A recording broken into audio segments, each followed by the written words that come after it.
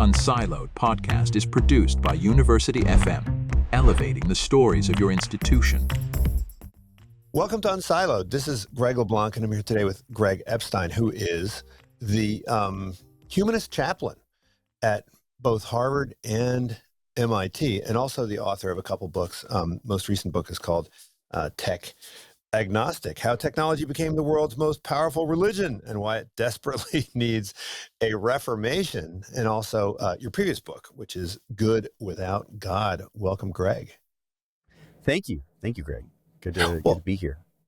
I mean, I thought maybe the first place to start is with this whole notion of a humanistic chaplain, because this sort of seems almost like, I don't know, an oxymoron, right? Because, we all know that chaplains can come from all sorts of religions. And I think you described a story about how Harvard's chaplaincy expanded from traditional American religions, like evangelical Christianity and Catholicism and Judaism, to include things like Islam and Buddhism and so forth. But humanism, really? I mean, how new is this concept, and how well accepted has this been among your colleagues who are coming from theistic backgrounds?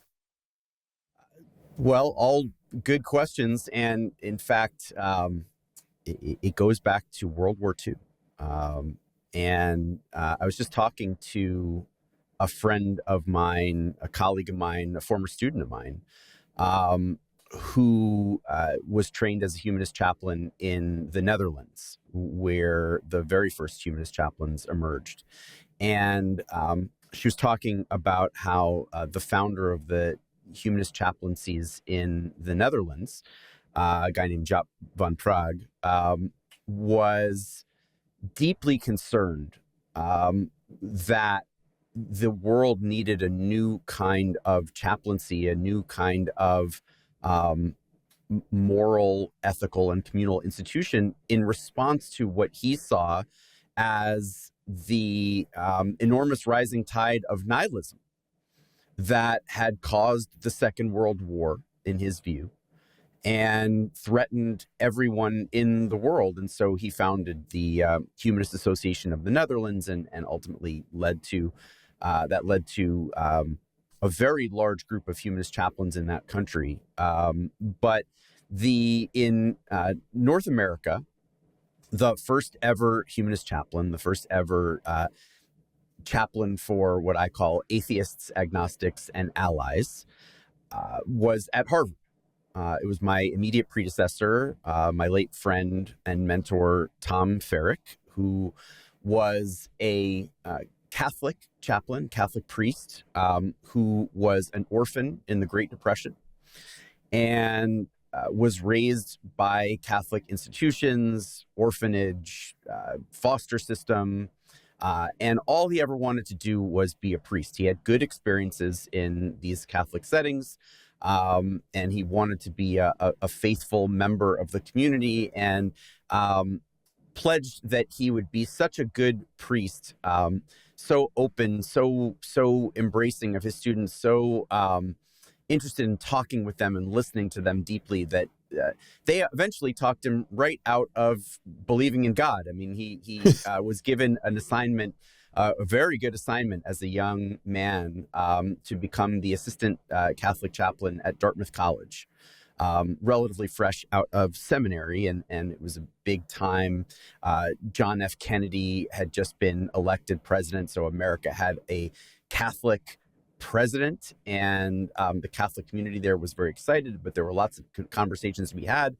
My mentor, Tom, realized he was becoming a gay man at the same time, or that he was a gay man. He just, he was becoming aware of it.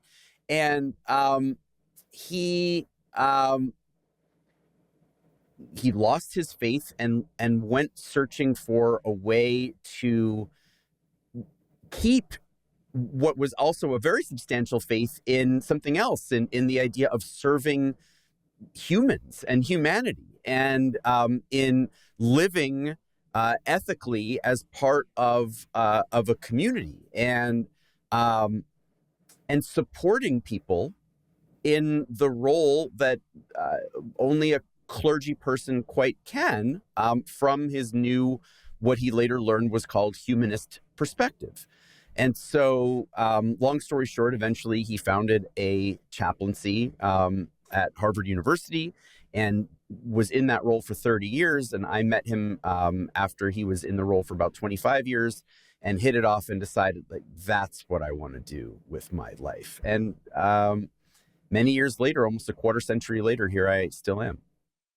Well, of course, I mean, you have studied theology and you have been to divinity school. I mean, do people within the world of theology think of humanism as a religion? Do they think of it as a faith community? I mean, are we now thinking about religions as including anything which requires faith but doesn't necessarily require God? Yeah, I mean, the answer is yes and no, right? That there is definitely, let's put it this way. There are two different ways to define religion. There's lots of ways one can define it, but there's two main ones that I see. One would be your sociological definition of religion, your academic scholarly definition of religion, which, it gets into the idea that people are religious because they are bound together. The Latin word religio, which means to bind together, through meaningful rituals, community practices, ethical beliefs, etc. Right, and in that sense, humanism is a religion. Yeah, but in that sense, it kind of blurs into culture, right? Yeah, and so any culture has beliefs and practices, right? Yeah, I mean, right. But there are certain kinds of beliefs and practices that we're talking about here. There's the idea of, like, yeah, every religion has beliefs and practices, or every culture has beliefs and practices. Like, there is some common ground, between going to an evangelical megachurch and, the University of Virginia's football games, which is pointed out not by me, but by Jonathan Haidt, the social psychologist, in his book, The Righteous Mind. He's sort of comparing, like, oh, this looks kind of religious, right? It looks like a form of worship. But the difference there is that the University of Virginia's football games, or the University of Michigan, my alma mater for college, I mean, it's these are not exactly moral communities. I mean, you could, I guess, make the case that there's some sort of morality to beating Ohio State, but the Ohio people might disagree. Yeah, exactly. Like there are certain kinds of communities that involve the raising of children to believe a certain, well, I guess you get that in football too. The wearing of certain kinds of costumes. Well, I guess you get that in football too. Yeah. The grand narrative of how the universe came to exist and what a human being is, and where we came from, where we are now as human beings, and where we're headed. I never noticed any of that at the University of Michigan, at the big house where 100,000 people would gather for a football game. So the point is that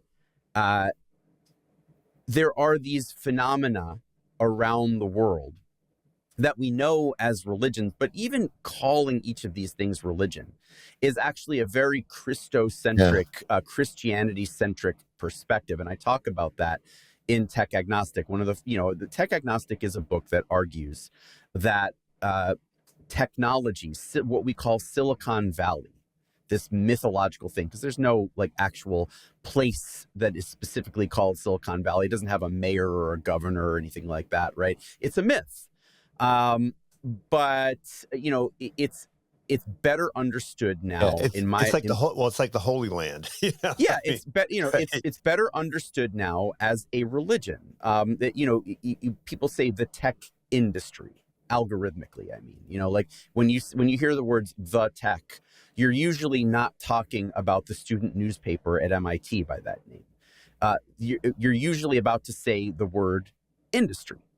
But the tech industry makes no sense to talk about this in this day and age, because there is no longer any meaningful form of industry on planet Earth today that is not in some way a tech industry. And I mean, funny story, like I did last year, at the end of the year, beginning of this year, I did a whole book tour for Tech Agnostic and spoke about this all sorts of places.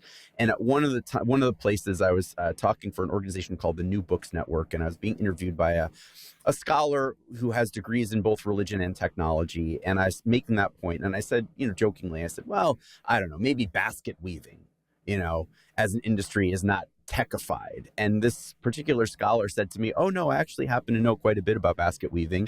And that's been techified too, for sure. Yeah, right. And so the point is that, there is religion concept, which is either, something that is, that, how do I want to say it? That you're either talking about a religion, in the most formal sense or in the informal sense. The informal sense is you got to include your God or your gods, your spirits, your before worlds, your after worlds. That's not. If you don't have that, then that's not a certain kind of religion. And fine, but then in response to that, what humanists and like myself, among many others, have argued is sort of like, okay, well, then now you're the one that's mincing words, because what Europeans have done is they've just said, oh, there's this other word called life stance, which is basically like, yeah, you have either your religious framework, which directs you in life, which sets you up to be the kind of person that you want to be, that your community thinks you should be, et cetera. And then you've got your secular worldview, but that also has community, that also has a very specific view of human ethics and what it means to be human, and how we got to this place in life and where we're headed. So what European humanists and others do is, when they're having an interfaith dialogue, they just say, we're having a dialogue among people of different life stances, some more traditionally religious, some less traditionally religious, but you got your Christians, your Jews, your Buddhists, your Hindus, your Muslims, etc., and your humanists. Well, look, this religion is not one that has a pope. It's not one that has a Bible, right? And so, and of course, you don't need to have that stuff to be a religion.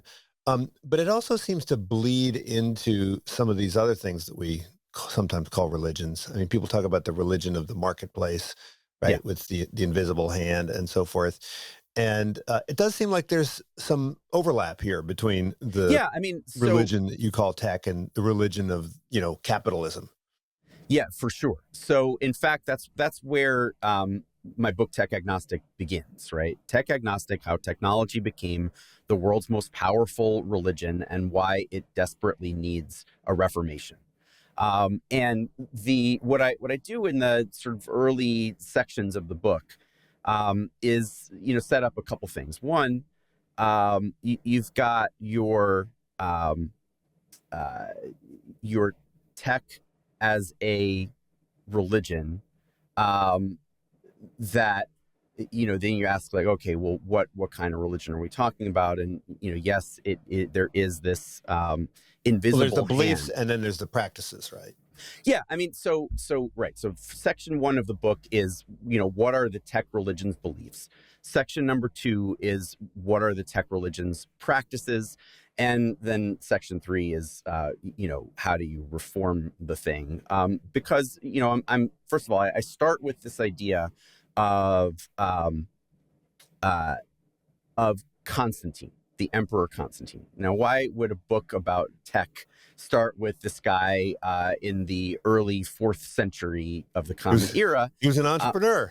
Yeah, he was an entrepreneur, and so the idea is that he was trying to unite or reunite the Holy Roman Empire, which had been divided because it was too big of a thing to be ruled by just one person, and so he's actually engaged in a war in the early 4th century with his brother-in-law over dominion over this empire. And he defeats his brother-in-law in large part, by adopting this new symbol. He's like, oh, well, the gods of old, the gods of current at that time, did not have enough operating power. And I use that term, which is a tech term, very seriously, because about 150 years ago, when some of this story was first translated into English, the term that was used to refer to the god was cooperating power, that the god did not have enough cooperating power. And so, Constantine decides he needs a god with more power. He's interested in this new startup god named Jesus Christ, who at the time was an obscure god in the Mediterranean, had a small following. He has the soldiers paint the new god's symbols, the Chiron, onto their shields. They win this battle against his brother-in-law, winning out on the family drama that would have made for a good reality show. And he becomes emperor of the entire Holy Roman Empire, and then converts it all to Christianity.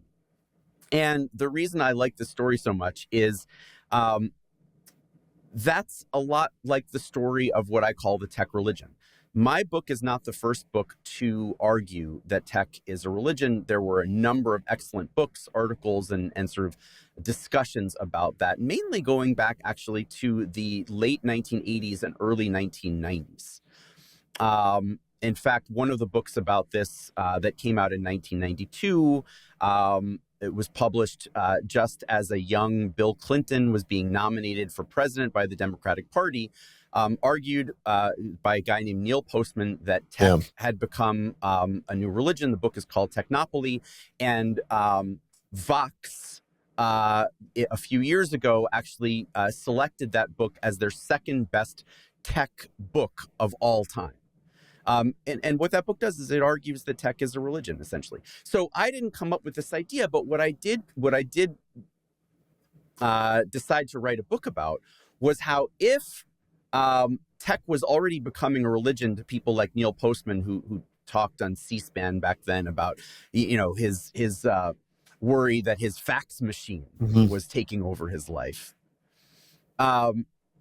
Then by now, that little religion, which was an upstart like pre-Constantine Christianity, has become the dominant force in the world. And in fact, when I talk to, as a chaplain at Harvard and MIT, there's about 50 of us chaplains at Harvard, another 30 to 35 at MIT. And when I talk to my chaplaincy colleagues, Christians, Jews, Muslims, Hindus, Buddhists, etc., I say to them occasionally, if the mood strikes, who do you think really has the power for most people to determine how they should live their lives, how they do live their lives, what it means to them to be human, what is good and not good? Like, you think it's me? You think it's you? You think it's any of our religions these days? Or do you think it's Silicon Valley? I would say Silicon Valley now may be more powerful than all of our religions and philosophies combined. Yeah, it's funny. I think of myself as a tour guide of the Holy Land to some degree, because I host a lot of these, immersion programs for corporates and academics who, they want to visit the sacred spots. They want to go to Facebook. They want to go to Google. They want to go to Apple, right? They want to go to Stanford. They want to get their pictures taken. And so, they go and they worship. I mean, what does that look like? What do you want them to get out of this? Right. But it seems like this particular religion, and hopefully we'll get into some of the details of it. It seems like it could only have arisen in America, right? I mean, there seem to be these continuities between the kind of Puritan religion that is at the heart of American culture and this, and there are these continuities. I mean, you go back to Andrew Carnegie, right? And I mean, can we see strong parallels between the religion of tech and this particular strain of Protestantism that we have in the U.S.? And And so it's probably most similar to that. It's not something, I know a lot of people in Silicon Valley call themselves Buddhists and so forth, but it really does seem, more like this, I don't know, there's some millenarian, there's some, what do you call it, millenarianism in it. Mhm. There's some eschatological stuff in Yeah. there. No, there There's some actually is some of predestination. all of that, right? Yeah. And in fact, even like the Buddhism, that's the attempt by many of these sort of Silicon Valley types to prove to you how different they are from what is the mainstream in that culture, which is a capitalist mainstream. So the idea is, to me, once I talk about Constantine and how tech has become the world's most powerful religion, the next piece to me is to answer the questions for what's the theology of this religion. In other words, what are the big concepts, the moral through lines that influence people in this, what I'll call tech religion, to be one way and not the other way, to live out their lives in one way and not the other way. And so, to me, the biggest theological symbol or symbols of the tech religion, in Christianity, you've got your cross. In Judaism, you've got your Star of David or your menorah, the wheel of Dharma in Buddhism and that sort of thing, right? The symbols in the tech religion are as you already mentioned it, the invisible hand of the marketplace, right? And how spiritual of a symbol is that? The cross is actually talking about ostensibly a historical event. I don't know of any historical event in which in which business leaders would agree that an actual glowing hand came down from the heavens and touched them.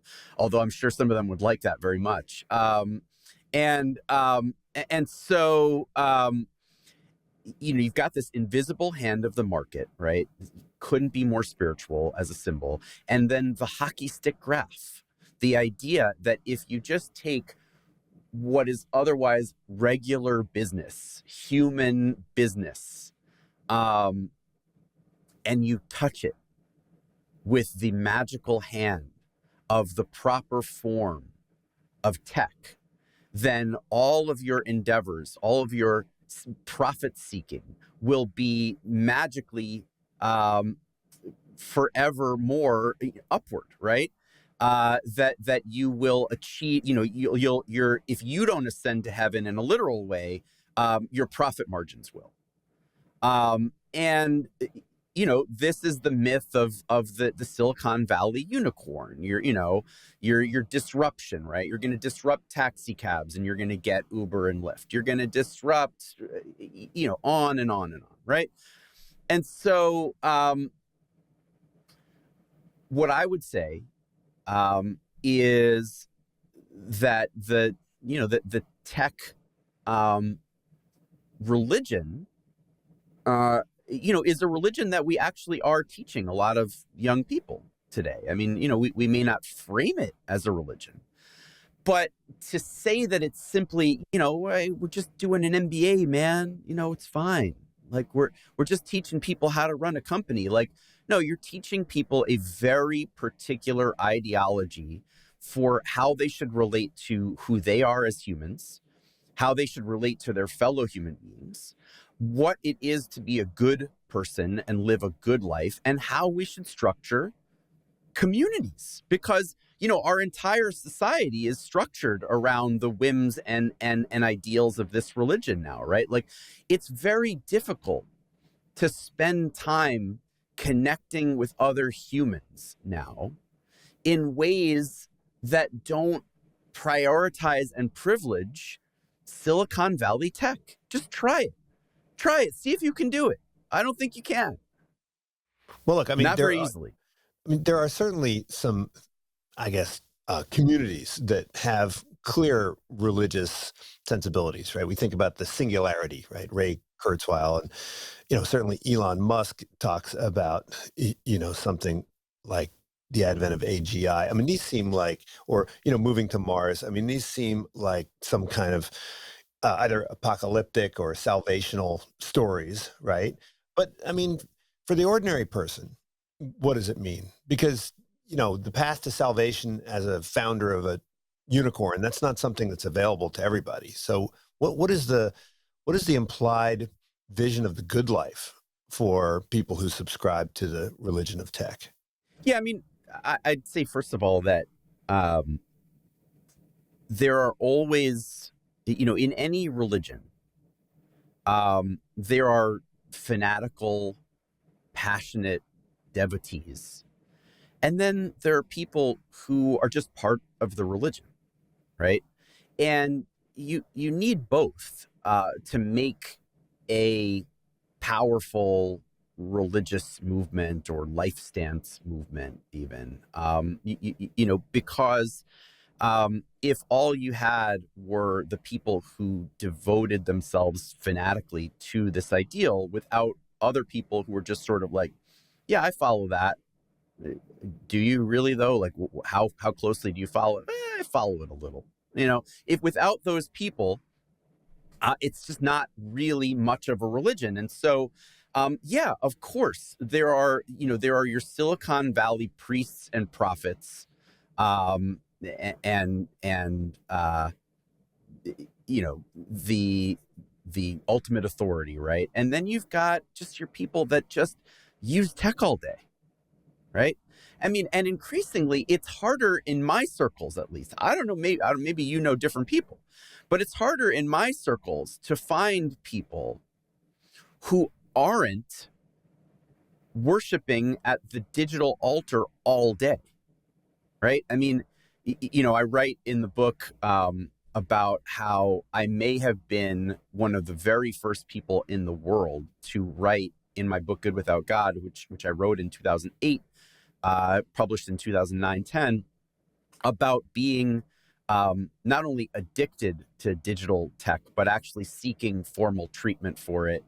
I went to this thing called Smart Recovery, which was a sort of secular and humanist-led addiction recovery method that emerged in the 90s, or founded by a Harvard Medical School professor who wanted to create a kind of secular cognitive science based addiction recovery method, because the 12-step method has like higher power and a lot of other things like that. And so I wanted to study it for my first book, Good Without God. And then I was like, oh, wait, I'm totally addicted too. I could not put down, I didn't have an iPhone at the time. I didn't even have a BlackBerry. I had something called a Palm Pilot Trio. Yeah. And my girlfriend at the time, would say to me, well, I guess you must really love your smartphone more than you love me, because it's the first thing you say hello to at the morning and the last thing you say good night to at night. And whoa, she was right. And she was prophetic, actually, because that's how we almost all are now, right? And so that's what you get in a religion. You get the priests, and people talked about this in ancient Hinduism and Jainism 3,000, 4,000 years ago in Sanskrit language. And I even review some of the texts about this in Good Without God. Those many thousands of years ago in Sanskrit, people were complaining like, okay, the priests get people to come and bring them sacrifices, right? The people come and they bring the priest like a big fatty animal to burn and sacrifice. And they leave the temple, and then the priest gets to eat the meat. And people were complaining back then. Secular atheist philosophers in ancient India were complaining 4,000 years ago that, if these priests were really so good and holy, then they'd let the people eat their own meat instead of making them then go home and eating whatever rice it was, And so, we devote ourselves to these altars, right? Which we think will, help us connect to one another, help us to be informed about the latest news, help us to be in the know. Now, of course, we're told that maybe the AI won't replace us on our job, but we'll be replaced on our job by somebody who's sitting on their smartphone using the AI that we don't may necessarily want to use 24/7. I certainly don't. And so, but who really gets the sacrifice? We're sacrificing to Steve, well, I wanted to say Steve Jobs. I don't know why. Maybe his ghost, was touching me there. But we sacrifice to Sam Altman. We sacrifice to Bill Gates and Satya Nadella. These are the people who are gaining from our devotion. Well, I mean, look, it's clear that, people, I think, as you cite in the book, they check their phone, I don't know, 1,000 times a day, right? and I guess, I mean, one way to look at that would be to see that as a ritual, and to see it as sort of, I guess, religion-like. But I mean, others would say they would use a different type of language, and they would perhaps use the language of addiction and say that it's more comparable to, smoking, right? And so nobody would say that, people who smoke a lot subscribe to the religion of smoking, right? Or the people who are, drinking all the time subscribe to the religion of alcohol. How do we, you talk about theology as an evolving discipline. And so I want to know exactly, what does it mean to take a theological lens to this type of phenomenon? And how is it different from, say, a sociological or an anthropological perspective? Because it seems like theology has sort of shifted over the last couple decades and has sort of a different meaning than it might have had in the past. Yeah, I mean, I think what this is about for me is really understanding what role this stuff is playing in our lives today. Like what technology really is, without, like, it's not about playing gotcha games with language. And I'm not saying that that's what you're doing, but I'm saying that one could try to play gotcha games and say, well, is that really a religion? Is it not really, and it's like, again, I didn't come up with the idea that tech is a religion. People like Neil Postman did, and I actually, in the first chapter of the book, or the introduction to the book, give a whole list of really smart people, men and women thinkers over the past generation or two, who've talked about it this way, right? So, it's like, and if I never published this book, believe me, there'd still be plenty of think pieces about tech as a religion. So it's not about, like, okay, let's parse the language perfectly, although I do make a really sincere effort to do so. What it is about saying, okay, if you look at the way that we are living now, if you look at what's really important to us, what seems to be our genuine priority as a species today, it does seem that we have held this thing up as our priority, as our answer, as the thing that is going to get us to a better place, right? As the thing that is going to help us deal with existential matters like death and health and well-being. And it's also the thing that, we use to connect to our community, right? The first reason I started thinking about writing this book is that I had been working for about a decade on this big project, which is to create an alternative congregation, right? Where, having gone to divinity school and seminary as a humanist atheist person for 5, 6, 7 years, what I was hoping to do is to treat religion as what I had been taught it was, which was essentially the most powerful social technology on earth. And I was hoping to use some of that social technology to create congregational forms where people from this increasingly large non-religious generation, like now you've got about 25% of all American adults who say that they're not religious at all. It's a huge number. And so it was like, what if we take the congregational form and apply it for those people. Yeah. But after about a decade, raising millions of dollars, having thousands of people come, hundreds of people come every single week, it was thriving in a sense, but it was like, this just isn't quite working for me. And one of the big reasons was like, oh yeah, for most people that I know, even though hundreds of people are coming to the organization that I founded, this isn't really the communal model anymore. Community, in the years between when I founded that project, 2009 to 10 to 2019 or so, had been overtaken by Facebook and to another extent Twitter and other sort of social technologies, which were more powerful than religion. And so, what I'm saying is, of course, technology can play a valuable role in human lives. Like, it would be asinine to suggest otherwise, and I certainly won't do it.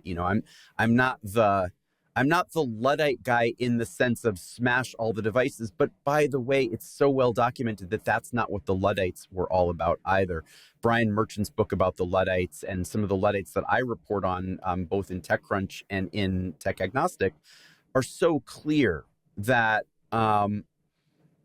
that Luddism is a pushing back on tech being used to oppress people, not tech being used at all. So it's the idea that, sure, by all means, use tech to cure diseases, to help people feel more connected when they're halfway around the earth from one another, to make transportation and housing more efficient, whatever, right? But the technologies that were created should be about making human lives more human and humane, not getting people to devote themselves more and more fanatically to tech as if it were the God that demanded jealously that we worship it, right? The first commandment in the Bible, and I recognize a lot of people love the 10 Commandments. Even if they're not religious, they think the 10 Commandments are great. Some of them, sure. But the first commandment is, I'm a jealous God. Don't make any other gods before me. That's where I draw the line. It's like, I would put a different commandment first if I were the writers of the Bible. And I do think that the tech God is kind of like the God of the 10 Commandments at this point. It's basically saying, check your phone first, then check your humanity. I'd like to reverse that. Well, I mean, I think you're saying that a lot of the people who say that they're not religious, they are in fact religious. They just haven't acknowledged it, right? They're participating in this new religion. I mean, you're someone who's standing outside as an agnostic, right? Across the board, right?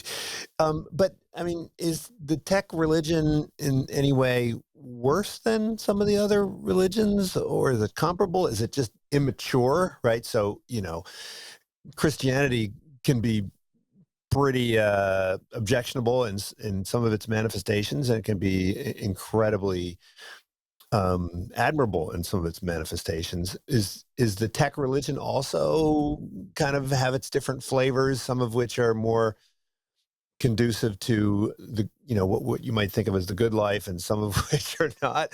Or is it sort of an early stage religion that needs to have the kind of rough edges worn off as it evolves?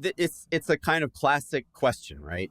If tech is the religion of our times, is it worse than the other religions, or is it better than the other religions? And the answer, or just different? The answer, of course, is yes. It's obviously preferable to sitting around thinking about how to develop an algorithm that can design new anti-cancer medications, to sitting around worshiping a cult that makes us want to physically attack our next door neighbors or kidnap them, for example. just lest you think I'm referring to a particular one of the many religions in the world. And by the way, when I say kidnap, yes, there have been multiple examples of kidnapping by religious leaders in recent years. There's certainly the example with Hamas and Israel, but there's also kidnapping by Was it what I Boko would Haram call and white Christian extremists here in this country of good, decent citizens who often happen to be Muslim off of our streets, including streets right in my neighborhood, for the crime of what? Of being a Muslim citizen?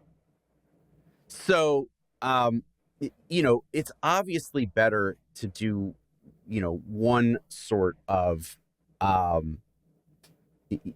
one sort of, how do you put it? Religious practice than another. And where tech can be very positive. But yeah, I mean, on the other hand, some of the folks that you depict in the book, I mean, that are in some ways critics of some aspects of the tech religion, they still seem to be adherents to the tech religion, but they're sort of reformers, right? yes. Within So the tech religion. that's very important, right? So the idea is, if tech is a religion, then that doesn't mean that tech should be eradicated, right? I do not believe that all tech should be eradicated. I also don't believe that all religion should be eradicated. Even religions that I may disagree with, or religious beliefs that I may disagree with, are legitimate in the sense that I believe people have the right to determine for themselves who they want to be, how they want to live. And we just live in a marketplace of ideas and a marketplace of practices where, ideas will, practices will compete with one another. And even the Quran says at one point, compete in good works. And I always love that. And I always cite that with my Muslim friends as something that I admire about their tradition. So with tech, what I'm saying is it is a religion that has good and bad, like pretty much all religions do, but it needs to be reformed. I don't like fundamentalist religions that admit no wrong, that have no way to self-correct, and that exist primarily to aggrandize and affirm the worship of their largely male leaders, right? That is bad religion to me, to cite the name of one of my favorite bands. The idea I'm pushing for is, if it's going to be a religion, there's a lot of good religion out there in the world that tech could stand to learn from. And so what does reformed religion look like to me? It looks like religions that know how to self-critique. I like Christians who know how to critique Christianity, who know that Christianity has a very imperfect history. I like religious Jews who do the same for religious Judaism. I like Buddhists who know that despite some of its marketing here in the US, Buddhism also isn't perfect and hasn't been perfect over history. And I like technologists. And by the way, I like atheists who do that about atheism too. Atheism as an institution or as an ideology also doesn't have a perfect track record. People have done all sorts of crappy, mean, nasty things in the name of atheism and even what I'll call humanism or secular humanism. Technology needs to be the same. People who are making our tech need to do much, much more to reckon with, to grapple with the fact that they have equal potential to destroy human life and immiserate human life through what they are inventing as they do to ennoble it or increase it. This incredible enthusiasm, this cult-like craze, frankly, to do AI everything, that exists across our planet now that echoes colonialism, that echoes the conquistadors in many ways, and the crusades, to take over the world for AI. Is it really ennobling people who aren't named Peter Thiel and Mark Andreessen and Sam Altman?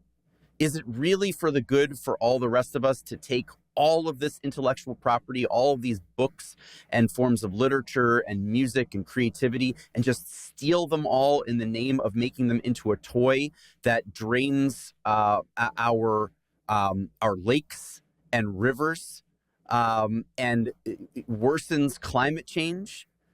All so that we can put trillions of digital beings into the stars one day? I would say if the trillions of digital beings have to be created right now, as a lot of these AI geniuses are saying, then in a world in which we're all fanatically devoted to being asses to one another in order to create the AI, then what we're going to do is we're going to populate the universe with trillions of digital asses.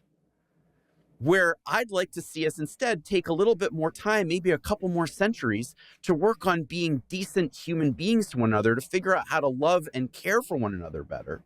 And then maybe we can get to the task of making these sentient AI things, if that's what people want to do so badly. So yeah, reform the religion. Have people learn better how to prioritize one another first and the tech second.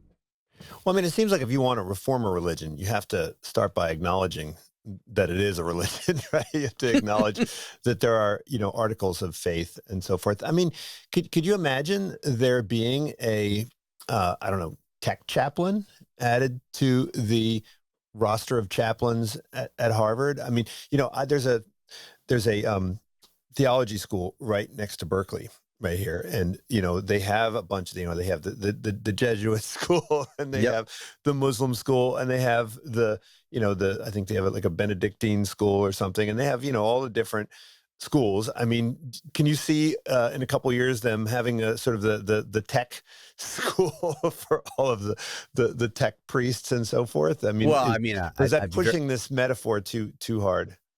I'd be very happy to visit. And I mean, look, is it pushing the metaphor too much? I mean, I guess what I would say about that is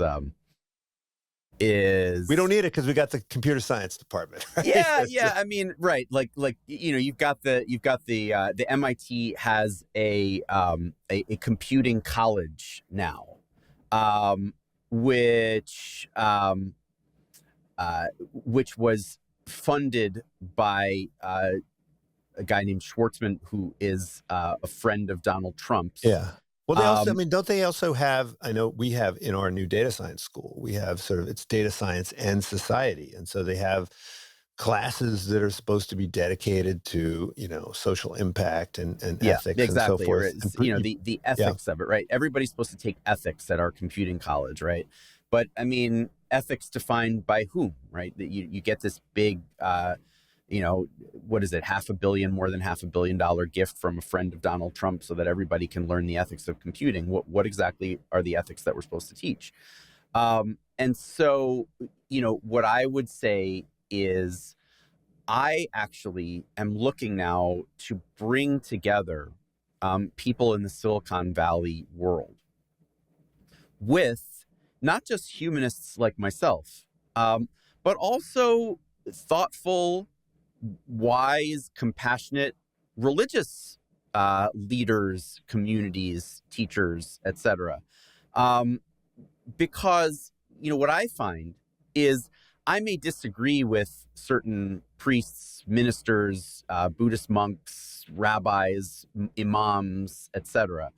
On theology, and we may not always agree on politics either. But within that sort of large world, there are a lot of people from whom I've learned a lot about what it is to be human. Over a 20-year career as a chaplain at Harvard, I've become close friends with many of my clergy colleagues. And again, I'm talking about imams, rabbis, ministers, and many more, and in not trivial ways, ways where we really exchanged in a very heartfelt way about like what we were going through in life, our love relationships, our hopes, our fears for ourselves, not to mention humanity. And, I'd like to think that I had something to offer them as a friend too, but I also acknowledge like I got a lot out of so many of those interactions. I get a lot out of so many of those interactions. And these people, many of them are just really trying to live wisely and well. And they're concerned about the ways in which our tech society, is evolving. And so, I think with a lot of the relatively secular tending tech people that I talk to in my work as a tech chaplain. I mean, if is there one? I mean, I've tried to sort of fill that role in some ways. A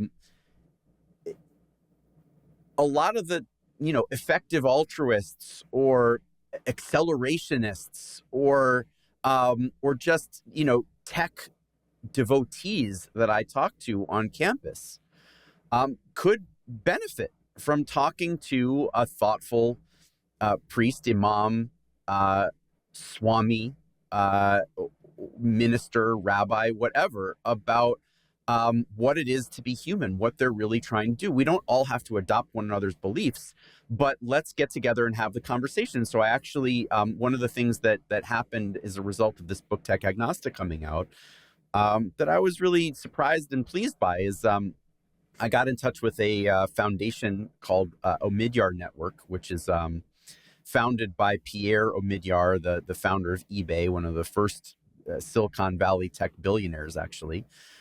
Somebody who from early on was in a position to see how Silicon Valley was not necessarily leading humanity to moral and ethical and betterment, not leading us to more justice, has put a lot of money into trying to figure out how tech and justice can coexist. And they've given me some funding where I'm just getting started on convening conversations about the role of Silicon Valley tech in our lives and in our society today among prominent religious leaders and communities of many different kinds.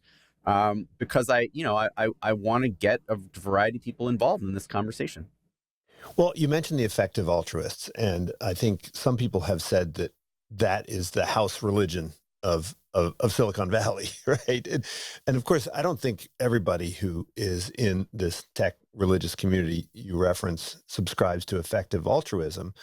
What is it about that was so attractive, is so attractive? And, I think most people became aware of it through Sam Bankman-Fried, right? Yep. But I mean, McCaskill and others, I mean, they've been at this for a while. What is it about effective altruism that appeals to people in Silicon Valley? Yeah, I mean, effective altruism, first of all, it actually talks very clearly, for example, about fanaticism, where the word fanaticism is used very explicitly and directly by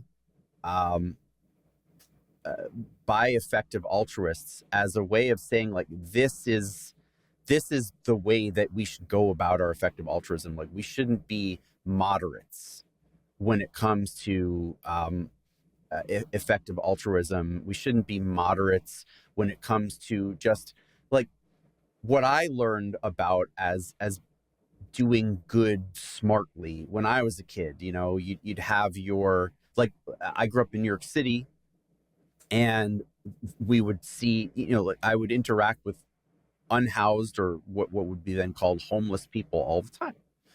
And my mom and dad would just sort of say, like, oh, no, we try not to, focus our giving on like just giving to somebody on the subway because we're worried that that person might take that money and do something that they shouldn't do with it because they're not mentally healthy. So we give to the homeless shelter instead, right? Like that's effective altruism. I can get on board with that, of course.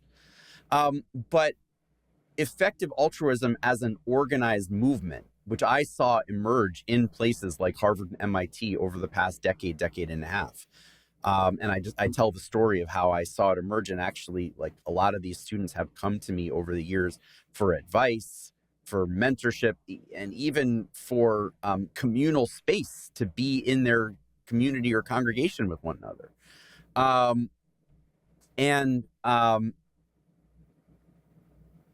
Effective altruism became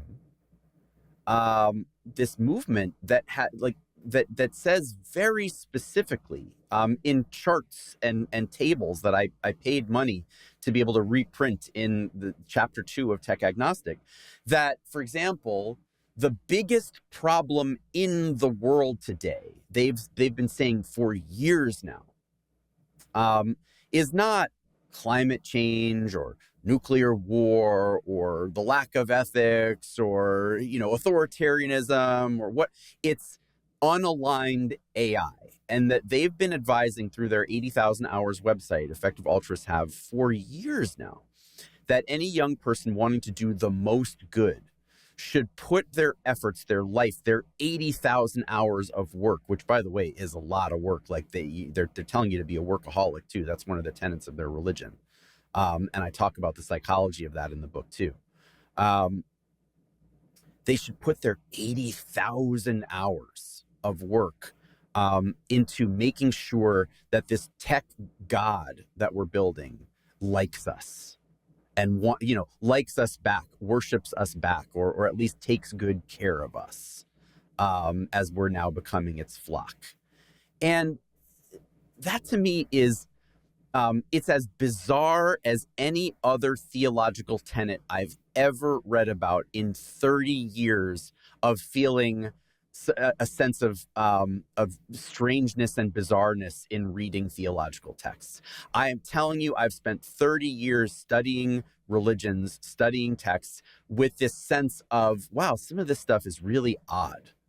And there is nothing in any canonical religious text that you can find that is as weird as this stuff that many, many multi-billionaire effective altruists and their many, many millionaire followers around the world are actually espousing and believing and acting on today under the name of this, semi-cult-like structure, which, by the way, it seems to be kind of dying out or morphing into other stuff, right? Like, these are not dumb people. These are not silly people who become effective altruists, right, by and large. And a lot of them are realizing, like, they've been so critiqued in the last few years by me and by many others that that they're sort of like slinking off and finding other ways to express their tech ideology. And some of them are just leaving the movement entirely. Yeah. But there's interplanetary travel, right? That's another one. Or, cryogenics and, saving your brains for permanent life. Yeah, at one point, a couple of years ago, I found myself advising someone at NASA. Of course, NASA now has no moral or ethical leadership, really. But I digress, right? That's a Trump thing. But I found myself advising people at NASA on, what do you do about religion on the moon or on Mars or whatever? Yeah. Well, maybe last question. You make a distinction between tech and technology. And of course, we've had technology as long as we've been humans, right? I mean, whether it's, making rocks to kill animals and so forth. But, there wasn't really ever there wasn't ever a religion of the steam engine, right? There wasn't really ever a religion of the railroad. So, what is it about today's technology that is conducive to this religious sensibility? I mean, is it simply that the technology is so powerful compared to its predecessors, or is it that there's a vacuum that's been created due to the retreat of other religions? I mean, is it sort of the strength of the power of this technology, or is it kind of the weakness of the competition? Yeah, I mean, that's a really good question that honestly, I don't know that I know the full answer to that. And I think that we could discuss that for quite some time. And I'm sure that many of your listeners have a lot of thoughts on that piece of it as well. I do, one of the things that I'd say about it, having spent this, 5-6 year period diving into the idea of religion as a metaphor for tech that explains what tech is doing in our lives better than I think the metaphor of just calling it a business or an industry would, is that yeah, there are starting to be certain kinds of things that tech can do that go beyond what religious leaders and communities had imagined, right? Like, so it's I have to be a little humble with this and admit, like, okay, at a certain point it's now starting to break down. We weren't in the generative AI era when I was writing a lot of this book, and I was talking to a student recently, and they said, yeah, I really resonate with this metaphor. What are these chatbots supposed to be? Are they idols? Yeah. And I said, well, yeah, in a sense they are, but like the golden calf that people were worshiping idly did not have the ability to, listen in 1 minute or incorporate in 1 minute, 10 hours of conversation and be able to summarize it accurately and participate in the conversation as though it were right. Like, so I'm These writing are really smart calves. Yeah, exactly. Like, I'm writing a graphic novel series with one of my best friends, and that touches on a number of these issues, and we paid for this note-taking software because a CEO out in Berkeley, Prayag Narula, of a company called Hey Marvin, I had covered his work at TechCrunch, and he said to me, "Oh, you check out my note-taking software. It's pretty cool, and I checked it out, and it's it is interesting, and what do I want to say? He we're using this note-taking software, and all of a sudden I realized, just kind of accidentally, like, we had been talking for 10 hours, and we just uploaded the conversation, and just for fun, as I don't believe in doing this, I don't want to do this, but just for fun, I was like, okay, upload these 10 hours of conversation and give me a summary of everything that it talked about, and give me a mock-up of what the story should be based on that 10 hours of conversation. And it did it in 1 minute. And I was like, ugh. I just shut it down at that point, right? Like, but it did it credibly, right? Another friend of mine wanted to put on a conference about how we're too addicted to our devices, and now we're getting addicted to AI. And he asked me for some suggestions about who should speak at the conference, and the best speakers that I had for him weren't local, and they didn't have the budget to do a national speaker conference. So he just plugged into ChatGPT, put on this conference and give me the agenda for the conference. And he liked the agenda. So then he's like, give me the transcript of the conference. Okay. And then he said, give me the op-ed that Greg Epstein would write about the conference after attending it. And he showed the op-ed to me, and I was like, it's okay. I mean, it Rough wasn't draft. terrible. Yeah. It gave me some nice ideas for how to start the op-ed if I wanted to write it myself, right? And so, our idols really are gaining power. And are they gaining enough power to smite us? As Geoffrey Hinton, the Nobel laureate physicist, even though he's not actually a physicist, says about AI, right? That, he just arbitrarily said, a few weeks after winning the Nobel Prize, that we should raise our PDOOM, our percentage that we think is likely that AI will destroy us all this century, from 10% to 20%. So, is AI going to smite us in that way? I think, what somebody like a Hinton is saying there is a little overblown and is a little manipulative, and I don't love it. But it's already smiting us in minor but significant ways. It's already smiting our good judgment. It's already smiting our critical thinking. It's already smiting our ability to connect with other human beings in small but important ways. And if we don't have the ability to say no to it, like it's a human creation, then what is it if not a religion that we have to bow down and worship? Well, Greg, thanks so much for joining me. The book is called Tech Agnostic, definitely provocative, and I'm sure it's just the beginning of really a lifetime of discussion that you're going to be having on this topic, because Well, thank you, Greg. tech's not going anywhere. No, it's certainly not. No, we've got a lot more of these conversations to have. So, look forward to getting out there to Berkeley again sometime and meeting you in person. Yeah, hope to see you out here. Thanks so much. All right, take care. Unsiloed podcast is produced by University FM, elevating the stories of your institution.